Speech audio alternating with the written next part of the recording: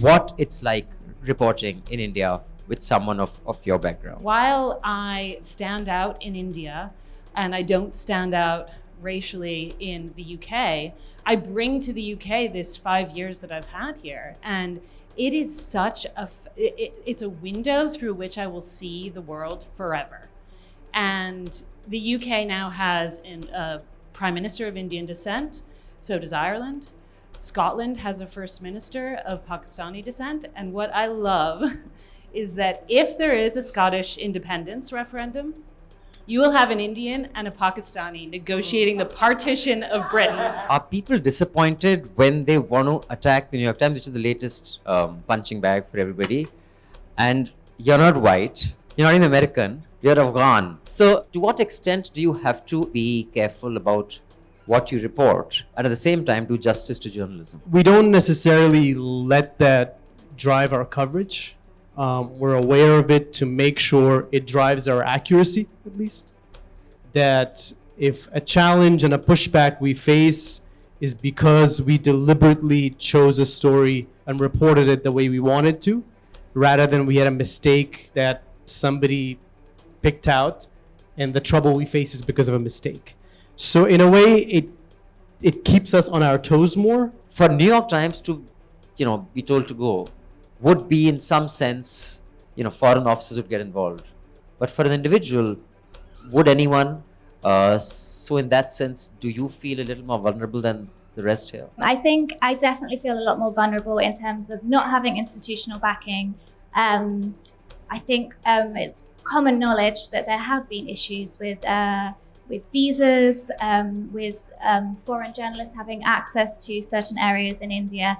And I think it has felt like if I put a foot wrong, then the repercussions of that, perhaps I wouldn't get the backing of an institution. So yes, I think it comes back to self-censorship in a way. Avani, you do tell us about specifically your take on the entire Bollywood as propaganda. Yeah, well, so that documentary, it was about, the broader story, or a big part of the India story, is obviously these issues and questions around democracy and criticisms around the silencing of dissent. And Bollywood seems like a really key case study of that happening and how that's shifting, and filmmakers feeling really under pressure.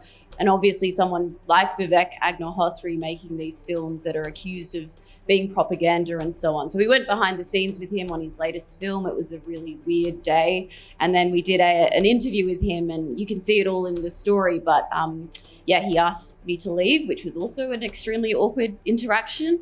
And you see it also. He sort of threatens us afterwards and says there'll be repercussions if you put that out there.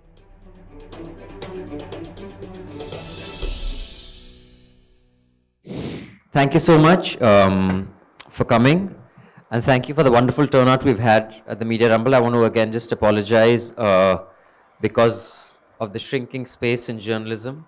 We've taken the smaller hall, but we didn't think it would get full up the way it has. So notes for next year. Those of you who've had to watch it downstairs on screens, I know you came here for the live experience, but we'll make sure this doesn't happen next year.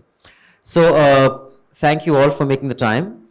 I had some very interesting conversations with the panel before we actually appeared here. And there have been such interesting, unique experiences to each while we're clubbing all of this as, foreigners in India, Western media, the enemy. But there are some very interesting, unique experiences as well. So I hope we can pack all those in the 40 minutes we have. But let me start off with Lauren, because she is just finishing a stint in India with the National Public Radio, and I'm hooked on their podcasts. I'm going to start hers. It is on the whole Love Jihad project. It's called Love Commandos. So check it out on your drive home.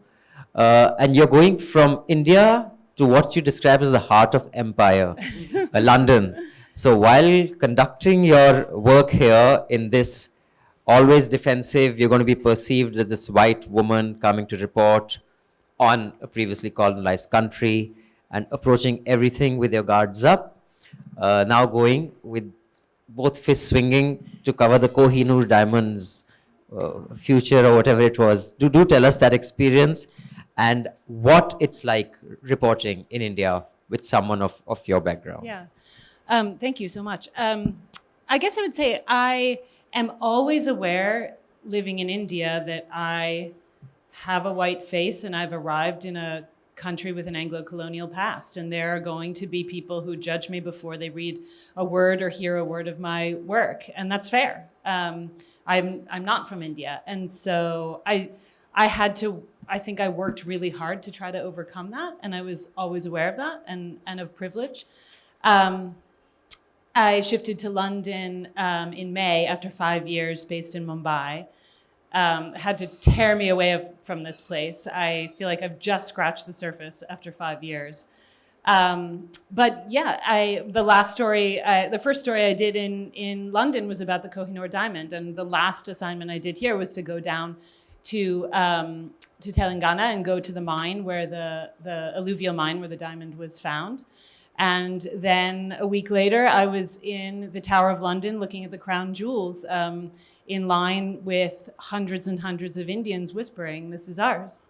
And it was too sensitive to bring out for the coronation in May, which was I arrived just before the coronation. So, but I think that, while I stand out in India, and I don't stand out racially in the UK, I bring to the UK this 5 years that I've had here. And it is it's a window through which I will see the world forever. And the UK now has a Prime Minister of Indian descent, so does Ireland. Scotland has a First Minister of Pakistani descent. And what I love is that if there is a Scottish independence referendum, you will have an Indian and a Pakistani negotiating the partition of Britain. So I look forward to covering that. Right. Let me come to the gentleman who heads the New York Times in India. Going by what Lauren just said, are people disappointed when they want to attack the New York Times, which is the latest punching bag for everybody? And you're not white. You're not even American, you're Afghan. So they can't even say go to Pakistan. They do say that sometimes. So, but seriously, New York Times has, and we'll come to some more details later, it is what epitomizes the conspiracy. And to an extent, I guess, the coverage of New York Times will have to balance, I'm assuming, I'm speculating, there has been a history. You yourself said one of your correspondents and colleagues was expelled from Pakistan about a decade ago. The Time magazine experience here of about 20 years ago. To what extent do you have to, A, be careful about what you report, just because you got to stay here to report, and at the same time do justice to journalism? I mean, it's a daily challenge that we grapple with. We don't necessarily let that drive our coverage. We're aware of it to make sure it drives our accuracy, at least. That if a challenge and a pushback we face is because we deliberately chose a story and reported it the way we wanted to, rather than we had a mistake that somebody picked out, and the trouble we face is because of a mistake. So in a way, it keeps us on our toes more. In a very complex place where stories are layered, access to information, at least on issues of policy and issues that relate to Delhi, is difficult. In that space, it's not so much a balancing act, but it is something that keeps us alert to make sure we avoid mistakes as much as possible. Because it is a space where the smallest mistake you make is then weaponized against you in a way that it questions your credibility. To come back from it is difficult. So not so much a balancing act. Just, in a way, I think it's good because it means it focuses us even more on accuracy and sensitivity. We, I think, have become, or trying to become, a lot more sensitive to places we cover. That doesn't mean we hold back punches. That doesn't mean we tone down our stories. But what we are aware of now is that we're not writing in a bubble. That 20 years ago, 30, 40 years ago, you could have dropped the New York Times correspondent in a corner of the world, and whatever story that person sent home, it stayed in a bubble. That is not the case anymore. What we write from here is read here, is read around the world. The sensitivity we need to bring to that story means we have to be accurate. We will still be shallow. I have to say, and because we get this criticism a lot, being shallow, I don't think is a great sin, because the nature of what we do, we have to appeal to the lowest common denominator in terms of readership. We write to people who might not know anything about the issues that we're writing about. We have to reduce the complexity of stories a lot of times. But that is not an excuse to be inaccurate. So the balance that we face in that, so in the new nature, the new space that we write in means we have to be sensitive, we have to be on our toes to be accurate, but it doesn't mean we hold back out of fear that we may get kicked out of this country, or we may not get our visas reduced. It just means in that tight space, we have to get creative so we don't sound like broken records, because every issue that we write about repeats every week in this space. How do we do that? That's a challenge. We fail at it a lot of times. We do it well a lot of times. So those are the issues that we grapple with. But the issue of whether we're going to stay in the country, whether we get kicked out of the country, that's not so much that drives our coverage. Right. So, and of course, you have to be shallow. Otherwise, a deep dive podcast wouldn't be a thing, right? You got to have a lot of maybe deep dives. So, Catherine, you are unique in this lot because you are not associated. I mean, you are associated, but you are not full-time employee of any organization. So, you don't have, in that sense, an organizational backing. So, it's not like they have to throw the New York Times out, or they have to throw, Deutsche Welle out, or they have to, throw ABC or NPR out. It's just you. So in that sense, you're more vulnerable. So do address that, because that is unique to you. And I have a add-on question. Since you cover public health, and during the COVID crisis, the New York Times, our biggest enemy, because of that front page photograph of the burning pyres, which got a lot of criticism, not just by local media, but even people associated with the ruling party and with the government. You covered public health. For New York Times to, be told to go, would be in some sense, foreign officers would get involved. But for an individual, would anyone? So in that sense, do you feel a little more vulnerable than the rest here? Yeah, I think I definitely, is this working? Is the mic working? I think I definitely feel a lot more vulnerable in terms of not having institutional backing. I think it's common knowledge that there have been issues with visas, with foreign journalists having access to certain areas in India, and I think it has felt like if I put a foot wrong, then the repercussions of that perhaps I wouldn't get the backing of an institution in terms of them helping me out, or perhaps there being more of a public outcry if I were to lose a visa or to get kicked out. So yes, I think it comes back to self-censorship in a way. I think I have never personally had issues with visas. I have found the government to be very open in terms of communication, but I think the fact that I know that those problems exist and other journalists have faced issues for them means that I am quite cautious, perhaps in terms of thinking about the stories that I'm covering. Thinking even about appearing on this panel today. It is something I gave second considerations to. So yeah, it is a tricky line to walk being a freelance journalist. Having said that, perhaps you're like a little bit more under the radar in terms of some of the stories that you cover. So there are pros and cons, I guess. When it comes to COVID, I think that really, it was it exemplifies the problems within journalism in India generally. It was such a visible thing. It was such an important story to be covering. And obviously it was something that I wanted to go out and do the big stories.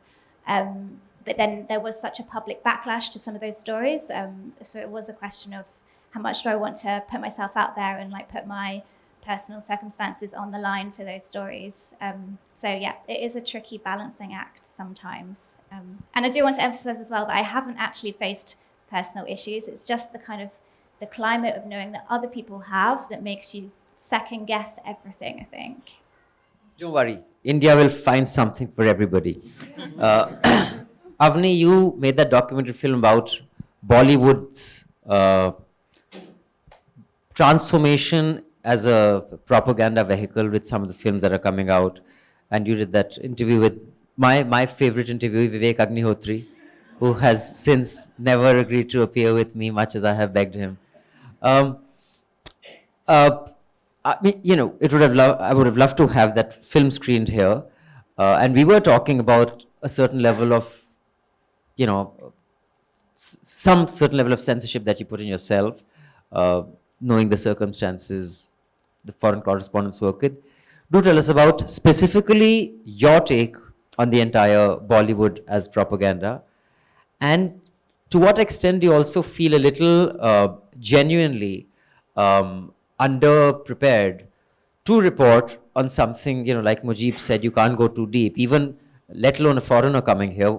If a North Indian goes to the South to cover an election or anything, there is, you know, pushback, or these Northies are parachuting. In fact, one of our colleagues, Sudipto, introduced me to a word called chom. I think it was about North Indians.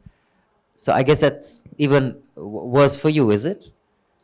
Yeah, well, so that documentary, it was about, I mean, the broader story, or a big part of the India story, is obviously these issues and questions around democracy and criticisms around the silencing of dissent. And Bollywood seemed like a really key case study of that happening and how that's shifting, and filmmakers feeling really under pressure. And obviously someone like Vivek Agnihotri making these films that are accused of being propaganda and so on. So we went behind the scenes with him on his latest film. It was a really weird day. And then we did an interview with him, and you can see it all in the story. But yeah, he asked me to leave, which was also an extremely awkward interaction. And yeah, you see it also. He sort of threatens us afterwards and says there'll be repercussions if you put that out there. And so obviously that was a lot of pressure, and we faced a lot of pressure afterwards. We received legal threats afterwards as well. And, you know, as much as you don't want it to get to you, that does increase the pressure. And like Mujib said, it in some ways is an advantage, because we had lawyers just combing through the script over and over again. We did more fact checks than we would in any other story, because we just needed this to be so watertight in order to not face any backlash. Because the last thing I really want to be dealing with is a defamation case in India for the next 10 years of my life, you know. And so obviously that was a big issue, but we got the story out there, and, you know, it went quite viral, which was great. But then came the trolling, which was really, really difficult to deal with. And, you know, what I've dealt with is nothing compared to what a lot of Indian journalists deal with on a daily basis. But there were death threats, there were rape threats, there were people saying, where does she live? Can we find her? So, you know, it gets quite scary, and it is trolling. It's now part of the job. But I think, you know, it's... Is that unique to India? Well, it's not. In my previous work in Australia, I got trolled all the time. But what is unique to India is the sheer size. There's 1.4 billion people here compared to Australia, which is smaller than the population of Delhi. So the volume of trolling is just so intense, and the volume of that pressure is just so intense that it does get to you. But one good thing, I don't want to say it's a good thing necessarily, but that kind of public criticism makes your story more impactful. It meant it went viral. It meant you saw it when maybe you wouldn't have, because it was for an Australian audience. And I think that's one downside to this sort of targeted criticism of the media, especially the foreign media that we're seeing. You know, after the BBC raids, I wonder how many people would have watched that documentary if it wasn't headline news around the world. And obviously there were people critical of that story, but there would have been people around the world who wouldn't have known about Narendra Modi's role in the Gujarat riots or his time as chief minister, that would have been introduced to it because of that screening of that documentary. So I think there are two sides to it, and there's one very clear tactic, which is the pressure that we're feeling when we do these critical stories. But then sometimes I do question the effectiveness of that. In regards to sort of, I guess, you know, India being such a huge country and us reporting on the north and the south and everywhere, it's obviously difficult because we're not experts by any means. And I think that's where our local staff really come into fruition. And I could not do my job in any way without my local producer who I work with here. And then we hire people obviously locally on the ground. But a big issue that we're seeing there is the lack of credit for those people on the ground, the lack of acknowledgement, the lack of support for a lot of them who are freelancers here. So look, these are all issues that we're navigating, and we're trying our best to now increase the kind of credit that they're receiving and so on. So, Mujib, the New York Times, like I said, is the favorite target.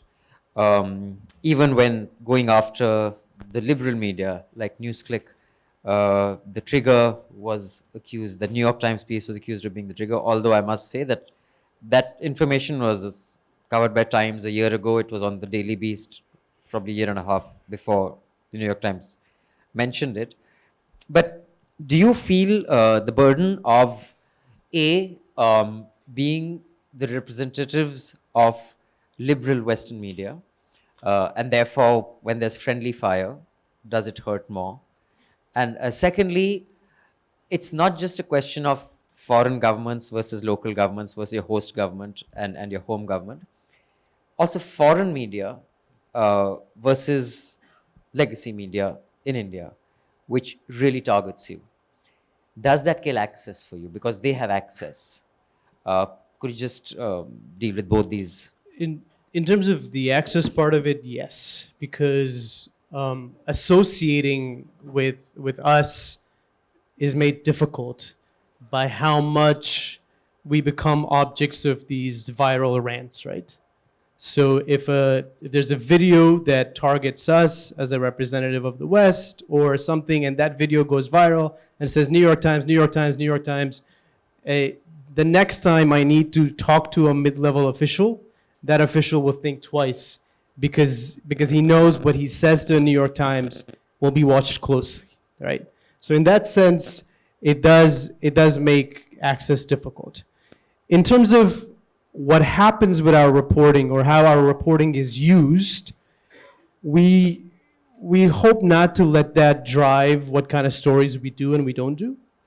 And before even the NewsClick episode, I'll give you another example that happened. We wrote what we thought was a pretty simple, straightforward story about improvements in the Delhi education, okay? This became the center of a messy, partisan fight where Kejriwal held the story and he said, this is the certificate of good governance that the world has given me. And then the BJP held a press conference and they held the same front page and said, this is paid advertisement by the New York Times. And then we had BJP officials calling my colleague who had written the story, Khalistani. So in this space, I thought, where else in the world would you write a story about the improvements of education in the capital city, and you would get attacked by the central government of that country? To explain that back to our editors is a difficult thing. To deal with the trolling that comes with that, Karan, our reporter who had written that, he had to go off social media for a couple of weeks because on television he was getting called Khalistani. The things he was getting called on social media was even worse. And this was not a controversial story. So how our reporting gets used in the political debate here is slightly out of our control. And I can say the same thing about the NewsClick episode too. That was not a story about NewsClick. That was a much bigger investigation into the mogul, Roy Singham. NewsClick was 2 paragraphs in that story, And those two paragraphs, if you read it, you read the sourcing of those two paragraphs, there's actually nothing new in those two paragraphs.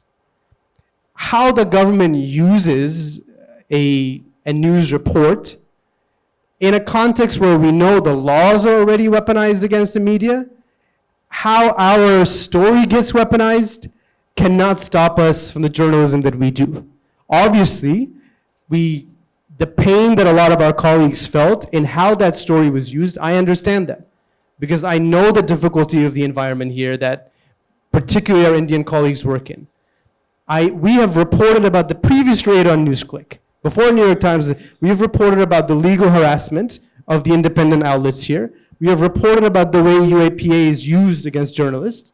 So in that context, if the government uses the New York Times story to continue to intensify a trend that is already there, we cannot let that decide what we report on, what we don't report on. So I've learned this through multiple examples that unfortunately it's a deeply polarized environment here, and our reporting, simply because the weight that the brand carries will be used often.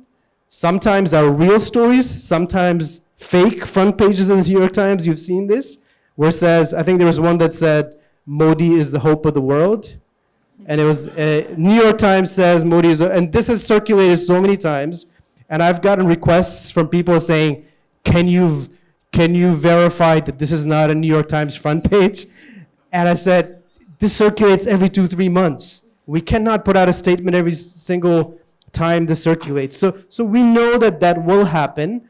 There's a certain weight to that, but we hope that we can sort of block that out as we do our routine work of helping a world out there understand what are the issues here, what are the changes here. It's an exciting moment here in so many different ways. It's a complex story, probably more complex story than a lot of other places. And we hope to not let those distractions get in the way of the kind of stories we can do from here. And I also feel like it's not the stories that you expect sometimes that get the criticism, like your version of the Delhi education story. My version of that was the moon landing, which is the most positive, exciting, fun story, right? It was this, and part of the broader other part of the India story, which is that it is this emerging technological leader. It is a growing middle class and economic leader and huge on the world stage. It's having this major moment, and that was one part of that. And I had 2-second line at the end of the story, overwhelmingly positive story, huge achievement, which said something like, there are some critics who are concerned about the spending or focus of time on this sort of space thing. Such a basic thing that some people were saying. And I got torn to shreds for that little tiny thing. And I thought, this was such an inoffensive story, and why is this the reaction to it? So it does keep you on your toes consistently. But is it, because trolling is such an inevitable part of being in public life for anyone, whether it's a politician, whether it's a journalist, whether it's a film star, or even a sports person, who a friendly gesture of exchanging shirts becomes an issue for the social media, regulars to take off on. But does it have any consequences other than on social media? I mean, does it actually translate to any, I won't say real life, because even social media pressure can be a real life consequence, but in the sense, I mean, institutional problems or government problems or access problems, but does? Well, I think the difference here, obviously this does happen in different countries, but what is very clear on social media here is that a lot of these accounts are either linked to the BJP or linked to Hindu right organizations or supporters of the government. And there's plenty of stories about the active social media cell and the targeting of that. And so that puts a different kind of pressure that I think trolling or social media issues in other places wouldn't have that same effect.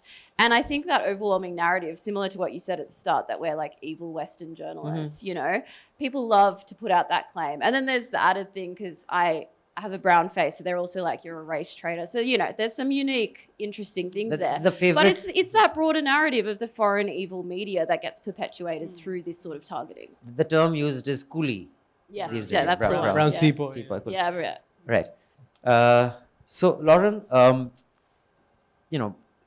being NPR American. Do you get any money from George Soros? No? Any of you? Because we're accused of George Soros right funds. backstage Hey, right now. hey, Georgie, any money? Just subscribe to Newslaundry, pay to keep news free. Because, yeah. But specifically in your case, as an NPR, because it is kind of publicly funded, there is a perception, and I remember there was this entire campaign that was unleashed on social media, that it gets its money from the government. I think that is also when Elon Musk took over, that he wanted a disclosure of NPR, that it is publicly funded, and there was a pushback that an insignificant part of your funds come from the government of the United States. But because even the perception is such, and while you are here, you need the protection of your embassy. I mean, any foreign country you do. But yet, there is a fight between your organization and your home country's previously current dispensation. How do you negotiate that space? Because that's a tricky one. Here, you need your government. There, you're fighting your government. Yeah, well, the embassy here and the State Department are not the White House and not the executive branch, but well, they are. But it's complicated. yeah, I would say. I mean, so to speak to the social media thing, I had tremendous trolling, death threats. I think, like Avani said, it's part of the job now. But I never had an unkind word in person, actually. Mm-hmm. And you always, I've had nothing but a warm welcome. So we are in a country where, there is mob violence stirred up by WhatsApp forwards, and we are in a country where, there's a democratization of information, but there are people who, don't have a lot of digital literacy, but have a smartphone in their hand and are on Facebook and WhatsApp and everything. And so I think there's a tremendous need for some of that digital literacy and news literacy. But yeah, all I can say is that I never had it cross that line, but it's the fear of the thing can lead to self-censorship. But as far as NPR and the US government, I would like to think we take the US government to task as much, if not more, probably certainly more than we have the Indian government. So anybody who thinks that I'm a mouthpiece for the U.S. government or something just doesn't know what NPR is. We're publicly funded, but not government funded. I mean, we have a very small amount of funding that comes from Congress, but we're funded by private donations, foundations, and literally book clubs in the U.S. who donate George Soros, to their. So yeah, we're completely independent. And you mentioned Elon Musk, NPR went off Twitter because Elon Musk labeled NPR a government-funded organization. And it was I wasn't privy to these. These were sort of top-level decisions at NPR, but we were can we survive without Twitter? It's been such a news aggregator tool for me over the years. And we've been fine. And actually probably our mental health is a lot better. So, yeah. I think just to hop in there as well, I feel like part of our role as foreign correspondents is to act as a translator between our home countries and the country that we're reporting from. So I think part of that is to kind of question the stereotypes that perhaps readers in the UK, for me, would have about India. So I think there's an expectation from both an audience and from editors that you're going to be writing specific stories. So with India, that's a lot of poverty, that's a lot of rape cases, all of the stuff that perhaps editors are expecting the stories in India to be. And I feel like your role here is to actually come back and say, no, I live in India. What I'm seeing on the ground is totally different. There are really amazing, positive, for me, I work in development, amazing development stories which are happening here. So to kind of push back on that a little bit and straddle the line between not obviously the Indian government line, but also looking at what the UK press or the UK government is expecting to hear from India and to walk the line between the two. And there's decades and decades of, these sort of Nat Geo covers of a faraway, frankly, quite Orientalist view that people had in the West of India. That's just It's just not the case. And I think for every American who has that Nat Geo cover, on their coffee table, they also have 5 colleagues at their job in America who are of Indian descent, and they know about India. And the sort of booming middle class, for all its inequality and for all the problems in India, for me as an American working for an American news organization, it feels there's so much that's relatable for Americans here that's not those far away poverty stories. It's not anything about that. It's about consumerism and all of the things that we've been discussing that just feels really relevant. Okay, so before I open it out to the audience for questions, we'll have about 10 minutes of questions from the audience.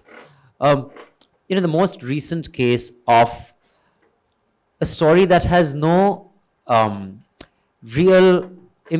there's no impact. India's not a player in that story, which is what's happening in the Middle East, in Palestine and Israel. And we've seen the coverage of that. I don't know whether you have, but it's our job, so we've seen the coverage of that in India.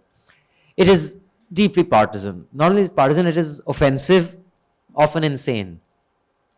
In fact, I just saw this little clip of an Indian journalist who's she used to be with ABP. I think she's changed the channel, and she's talking to a Western media, I guess in Israel, and she's saying that the Indian government really supports it. I mean, she supports Israel, and first of all, that's not really the stated position of the Indian government per se. Secondly, why would an Indian journalist be given an interview to some other audience about Israel? But that's just where we are. In that environment, and also I personally think that the Western media's coverage of the conflict is uncomfortable for me, even with very respectable brands. In such a case, and you had the example of when you were here for COVID and you weren't vaccinated, so even your organization sent someone from overseas to cover COVID here rather than you cover it. Not my organization, but I was seeing other Americans. Other American, okay, not yours. So in an environment like that, let me start with you, Mujib, quickly, and then we'll move that way. 2 countries, but yet because that information is weaponized for local politics, where does that leave you in covering it? Or is that just not on your plate? It's not my problem. Let the Middle East Bureau deal with it. I mean, I have a lot of sympathy for sort of my colleagues who are doing that, because covering the Israel-Palestine conflict is probably one of the most difficult jobs, because the passions that you see now are not new. This passion around the issue has been there the whole time. So when I see the huge amount of coverage on the US side, one part of it I could explain by saying how deeply intertwined, especially Israel, is with American politics, right? So yes, part of that is coverage of the conflict, but part of that is actually coverage of American politics, right? Because whether it's funding decisions, whether it's Congress, whether it's local politics, local congressmen, local senators, all have opinions and statements on the conflict. One thing that I think is different now, and not entirely new, but different, especially on the online coverage and the text coverage, is we are facing a problem that I think broadcast media and television media has dealt with, which is sort of on the moment, in real time coverage almost, of an issue that has a long context. If you look at the New York Times website, if you look at the Washington Post, if you look at a lot of these major papers, the way we cover big news moments right now are these live blogs, where you're constantly updating on the moment, the way television would in the past. That is easier to do when it's a train crash, right? You can focus on what is in front of you. You can focus on a little bit of context. That is much harder to do when it's a conflict with 75 years of history, when the 2 players in the conflict both traumatized. One is a nation born out of the trauma of the Holocaust and those crimes. Another is a people that is suffering because of the policies of this new nation. And that how do you inject context while you are TikTok covering every little moment and every development, right? So I can say it's those two things. The other is, and I want to highlight this because some of my friends send me these, you guys have probably seen this too, these 3 screenshots of the New York Times headline on the hospital bombing, the change in the headlines. Those of us who are in the news business would know that the nature of this live coverage means that we probably change a headline a dozen times on a story during the day, based on the new information that comes, right? Anybody who followed that hospital bombing could see how the story changed during the day. The headline changes based on that. But for an outside reader, that is seen as an indication of an ideological decision made by the New York Times to water down a headline, right? So I think the coverage of a deeply polarized and emotional issue like that is in part complicated by the nature of live news coverage, and in part complicated by how we struggle to communicate that to the reader, that a lot of these choices that you think might be agenda-driven are actually routine practices of news coverage, that we change things as things develop. I wanted to jump in about, watching local media coverage of some of these conflicts. I went to Ukraine in the opening days of the war there, flew from Mumbai and crossed in from Poland. And, at the time, the US media was covering this as such a black and white issue, the Ukrainian suffering, the unprovoked attack by Russia. And I met up with Indian colleagues there. Indian media had, it was one of the big stories that Indian media sent TV crews in, and I met up with, oh, hey, I live in India, and I started to watch the way the Indian media was covering it. It was very different. And rather than, that was actually a real learning moment for me, because I think, talk about this Asia pivot. This was a term that the Obama administration used. All of us who've been based in Asia are screaming there are so many important stories here, and there's constant attention to these Western conflicts, and Israel-Gaza is one, and Ukraine was one. But when I came out of Ukraine, covering for about 6 weeks the suffering of Ukraine, and I came back to India, and I realized my Indian friends were not on the same page as the Western media. That was a real wake-up call to the rest of the world does not share the Western point of view of this conflict. And it's really helpful for me to be in India and to bring that perspective to my listeners and to my news organization, because, and this Asia pivot, whenever there's a war that breaks out in Israel or Ukraine, the attention goes back to the West. And, being here, having lived here for 5 years, and I shifted away 6 months ago and coming back these past 2 weeks, the optimism that I sense here, I live in a place now that its heyday was in past centuries. And you feel that just in your coverage. And that's not the case here. And the more we can get Western media to center an outlook in Asia and in South Asia, it's just, look at the numbers. It's just more realistic. Catherine? I don't feel like I can speak to Gaza or Ukraine at all, but I think it comes back to what Mujib is saying about about not having literacy, perhaps audiences back home not having literacy on the longer story, the history of everything. And I think when it comes to India coverage, that is really tricky, because how do you fit all of the context into, often it's 1,000 words, 1,500 words? It's a really difficult thing to do, to not bore your reader before you get to the second paragraph, but then to also provide enough context so that people fully understand the history of everything that's gone on. And I think that's something I'm particularly perhaps conscious of as a Brit in India. Hopefully all of my stories do kind of like consider the context of who I am reporting here and the British history in India, especially when it comes to India's development story. But yeah, I think it's a tricky thing to include that history in such a small space that we often have, and shorten attention spans as well with readerships. So. Okay, Avani, the question to you is, your Prime Minister, at one stage he was asked because he said something about Prime Minister Modi that was very complimentary, and then The boss. the boss, Yeah. right?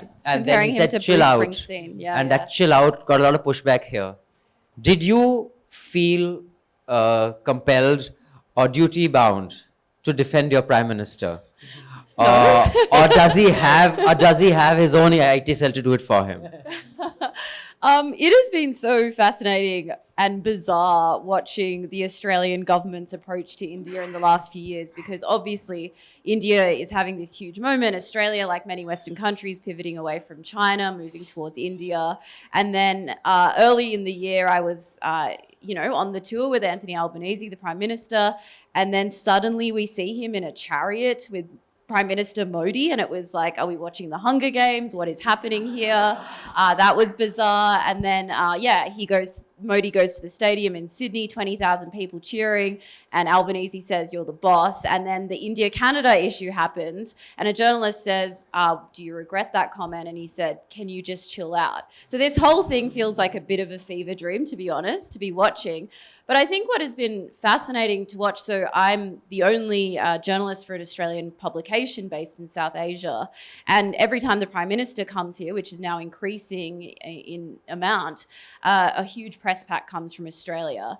And on that day when they were at the cricket stadium, a journalist asked Prime Minister Albanese a question, and he told me after, he said, I felt impolite not asking Modi a question. So I asked him a question, something really soft, something like, how does it feel to have the Australian Prime Minister here? And Modi sort of mumbled under his breath. And then we got a bit of a talking to, no questions to Modi. And that was set very clearly. And it was fascinating seeing all these journalists coming from Australia and being utterly shocked that this is a so-called democracy and you can't go up to the leader and ask questions. And I thought, I haven't even been here for that long, but I've already been like, of course you can't ask questions. Of course there's no press conferences. You internalize it. I've internalized it. And then I realized, oh yeah, this is a bit weird. And so I think it's really interesting that governments like Australia are really drinking the Kool-Aid when it comes to India. They're not openly criticizing. I ask the Prime Minister, ministers these questions about issues around democracy. They refuse to acknowledge it. And then we see these things playing out in real time. So it's been fascinating to watch that. It's amazing that you're the only Australian I know, correspondent it's based bizarre. in South Asia. Yeah. We have time for a couple of questions, right? 10 minutes, okay, great. So let's start with the gentleman with the beard who was the first to raise his hand. Fastest finger first. Sabse pehla sawal aapka. Thank you very much. Has language been a problem for your work here? I don't speak Hindi very well at all. Dhanya is going to get angry. Hindi is not the only language Sorry, spoken no, here. but I'm- There's Tamil, I'm there's about to Telugu, say there's that. I'm Malayalam. about to say that. Dhanya, cancelled. She's cancelled. I think the importance of Hindi has grown in the past 6 years since I moved here. When I first moved here, I thought, I'm going to work at Hindi, but I'm also going to learn some Marathi because I was living in Mumbai. And I thought, well, I'm flying out to a different state every week. I'm hiring local journalists to help me. So I didn't put the effort into Hindi that perhaps I should have. And if I were going to do it again, I think the importance of Hindi has grown in the past 6 years, for this government at least. I was invited to a New Year's party in Delhi a couple years ago that the MEA organized, and the Minister of External Affairs came out and spoke to all the foreign journalists gathered and addressed us in Hindi. She could speak English. Seems deliberate. I think I've found that it does help the sort of at least understanding of the language. It may not, I speak and understand Hindi, but the background that I have in language is actually Urdu. So the vocabulary I struggle with, because actually the Hindi vocabulary that is being used is changing quite dramatically right now. But where I do find the language helpful is on the streets and in the villages, where it is still largely the older vocabulary.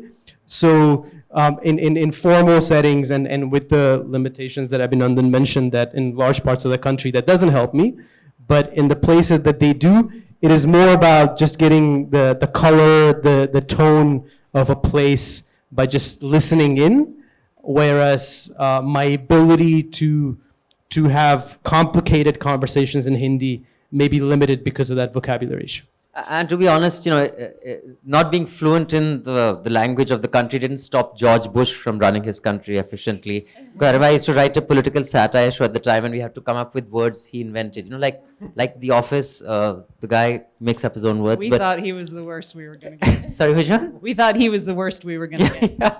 Oh, right, yeah. But yeah, another question. Okay, there's one here. You stay there. Is there any political pressure that you face from the government, like from the stories that are critical, like from the other, like what happened with NewsClick and all? Does that make you fearful of the future of foreign media in India? From the home government or their home government? Our home government. Yes. Does it make you the fearful? Indian government? Yes.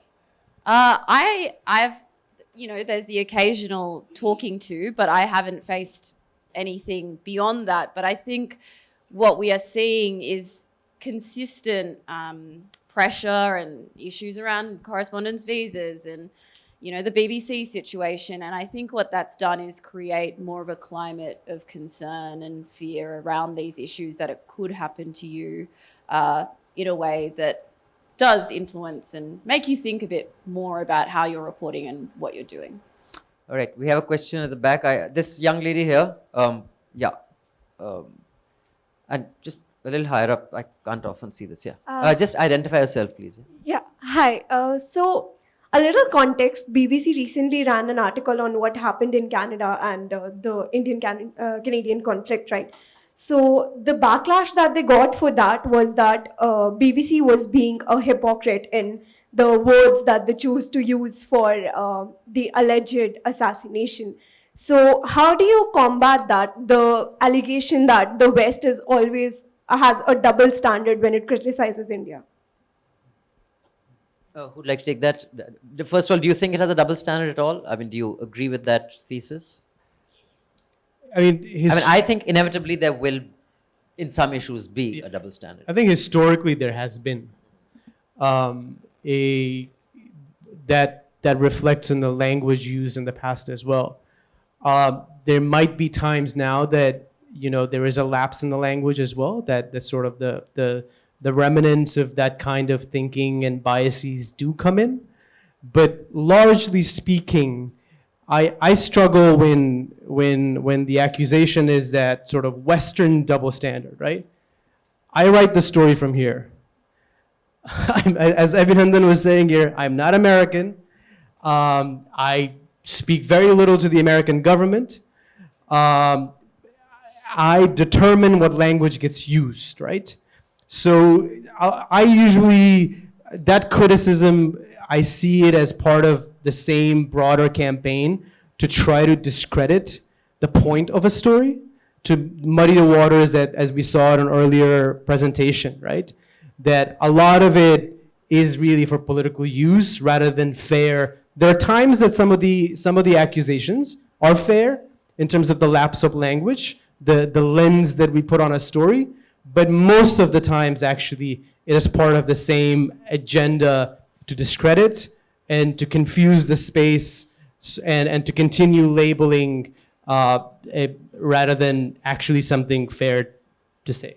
I think also from the UK, the US, Australia, they're all sucking up to India. And I think the Australian government would want us to be doing positive stories about India. They would not be wanting us to do these critical stories. And obviously we do a mix, but I don't think they want those stories to be covered as much as they are. So this idea of this Western conspiracy and so on is really unfounded. Yeah, 100%. I mean, on the day of the BBC tax raids in India, I believe Prime Minister Modi was on the phone with Biden, Macron, and Rishi Sunak, sealing the deal for the Airbus, Boeing, and Rolls-Royce Air India planes.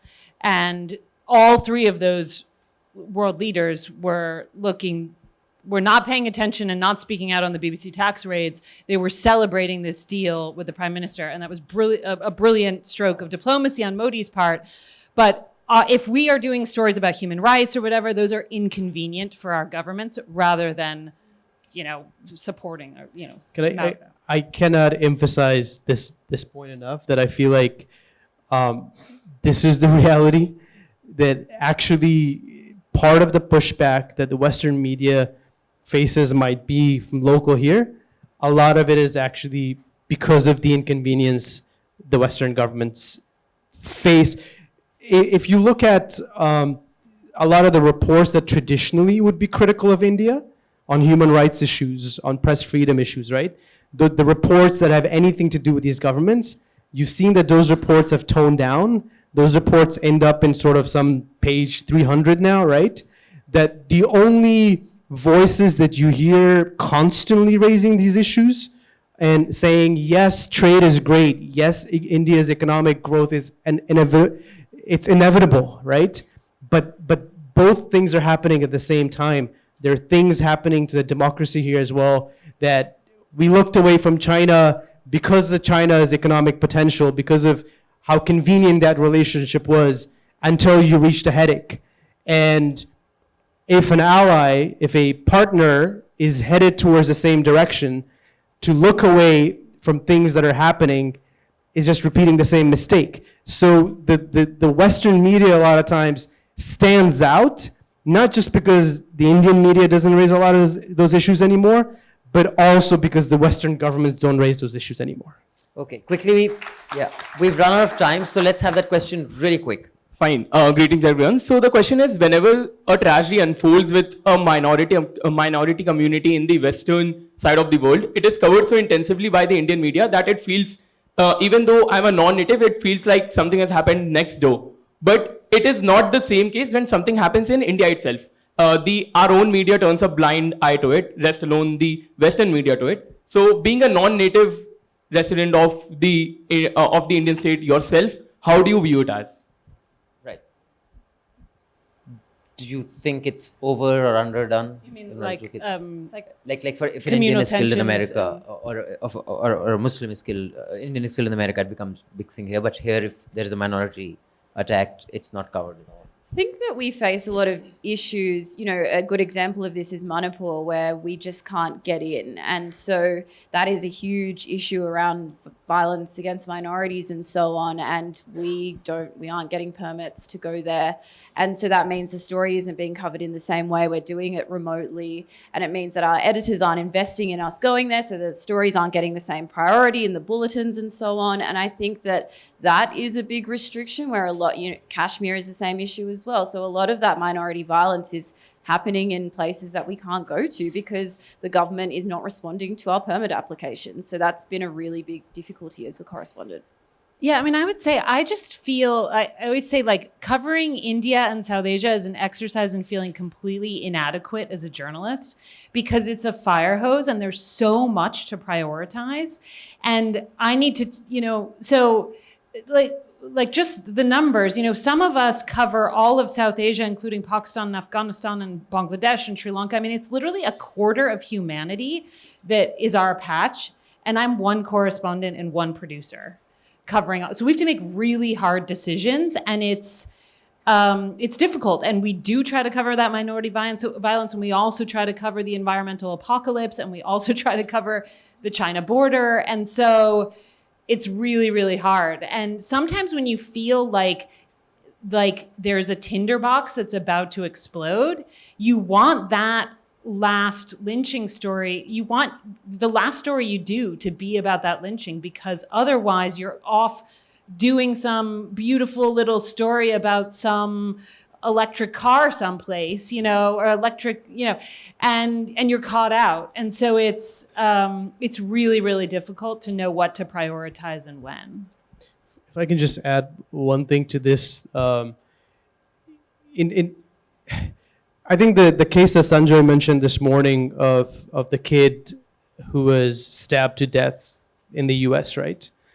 If you see the reaction to that, that the President of the United States puts out a statement condemning it, although his entire energy has been focused on standing with Israel, right? The US cycle, the local media, ends up covering incidents like that does happen, right? One thing that it's very difficult to explain to colleagues here when that whataboutery comes in on issues such as that is that there's such desensitization here to the routineness of that kind of violence, right? That is actually not there in a lot of these other places. The violence happens, but there's the process around the violence, whether it's the coverage of it, whether it is the rule of law part of it, does kick in those places. Whereas here, unfortunately, a good chunk of this violence has become routine. The news coverage of it has been desensitized to it even. I've had colleagues tell me, because I've only been here 2.5 years, saying 5 years ago, 7 years ago, lynching stories wouldn't make it to the front page of coverage here. Now, you might find a paragraph on the last page or right tucked in the middle, right? So a part of this is the hyper-nationalism getting extended to finding episodes far away, whereas those episodes actually do get covered in the local press there. Those episodes do get the reaction of local politicians there, whereas a lot of times the same does not happen here. Or it goes the other way. But thank you so much, panel,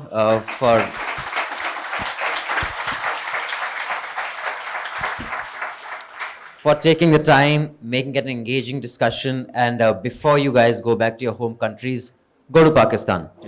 Thank you all.